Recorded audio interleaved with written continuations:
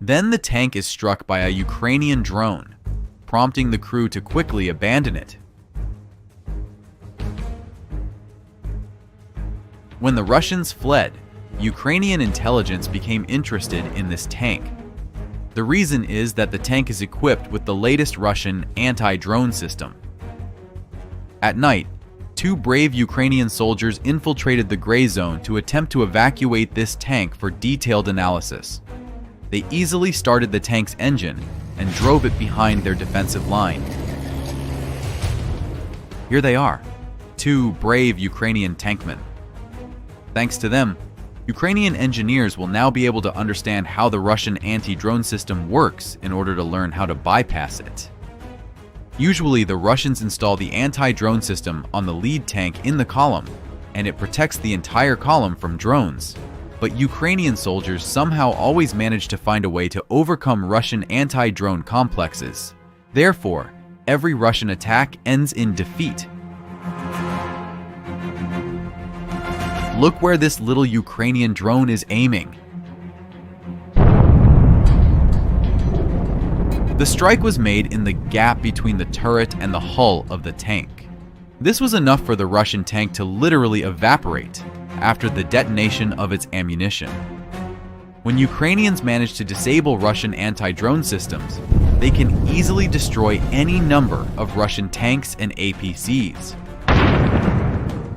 Typically, Ukrainians launch a swarm of FPV drones and rapidly destroy enemy armor, one unit after another.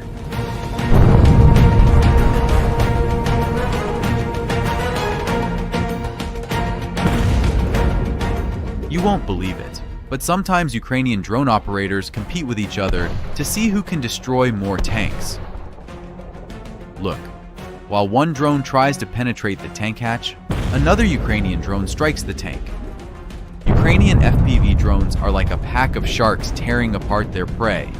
As a result, in a very short period of time, the battlefield turns into a blazing cauldron littered with the debris of useless Russian scrap metal. The Russian tanks are completely defenseless and utterly useless on the battlefield in Ukraine. Over the past year, Russia has deployed several thousand tanks in combat, and all of them have been destroyed without bringing any significant advancement to Russia. Therefore, to protect their armored vehicles from Ukrainian FPV drones, the Russians are inventing new and seemingly strange methods of defense. Take a look at this example. The Russians covered the tank with several layers of wooden planks and installed an anti-drone protection system on top. This construction looks very funny, but nevertheless, this tank was able to complete its mission and somehow evade both artillery fire and FPV drones. I wouldn't be surprised if soon all Russian tanks look exactly like this.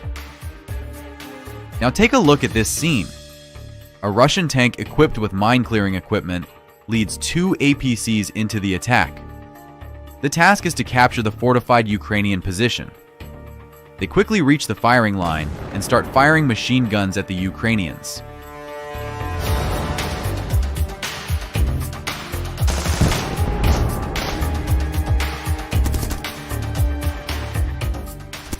But at some point, they began to retreat without even disembarking the infantry. Perhaps they deemed the mission impossible. However, on the way back, the tank drove over a Ukrainian mine. Then this tank was torn apart by Ukrainian FPV drones. After some time, it exploded along with the ammunition.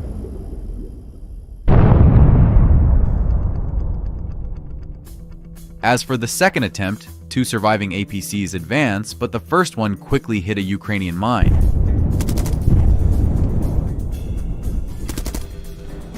The second APC tried to bypass the first one, but also hit a mine. The crew fled, abandoning the armored vehicles. After some time, the first APC exploded.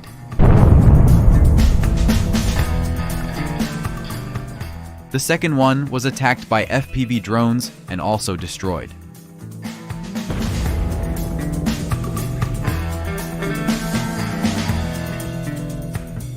A few days later, in the same location, the Russians attempted another similar operation to capture a Ukrainian bunker using the same tank, but once again, they suffered defeat. Watch how Ukrainian drones finish off the Russian vulnerable tank. This is how 99% of all Russian attacks end.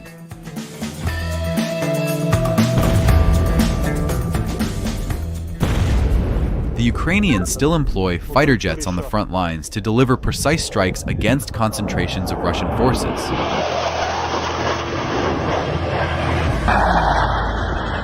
Typically, Russian soldiers gather in groups and take cover in abandoned buildings before launching an attack.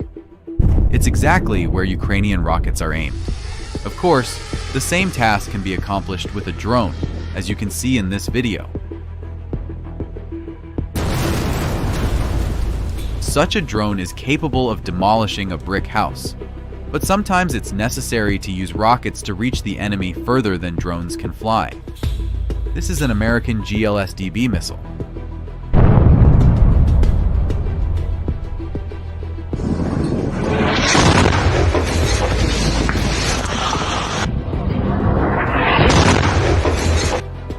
This missile precisely targets its objectives, forcing the Russians to constantly use air defense systems to cover their troops.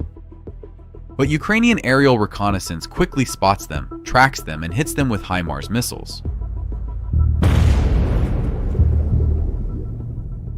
And sometimes with new long-range kamikaze drones that Ukraine produces independently. Now take a look at this interesting case. These Russian artillerymen turned out to be very stupid. They often took photos and shared them on the internet. They even made a whole video detailing their positions, the layout of their ammunition, and much more. They also frequently filmed the process of their work, which allowed Ukrainian scouts to track their exact location. Then the coordinates were passed to the HIMARS team, which struck them with its precision missile. A similar story happened with other Russian guys. They launched reconnaissance drones but used a bright white van for their transportation, which was easily visible from a distance in sunny weather. The Ukrainians tracked their location where they lived and where their reconnaissance center was. And early in the morning, while they were still sleeping, a HIMARS missile flew to them. Surely, it was the last morning of their lives. Typically, sunny and cloudless weather easily facilitates the identification of other important targets. Look, this is the Russian air defense system Buk M3. Ukrainian intelligence discovered two installations located not far from each other. Unexpectedly for the Russians, a HIMARS missile flew directly to the target and destroyed one of them.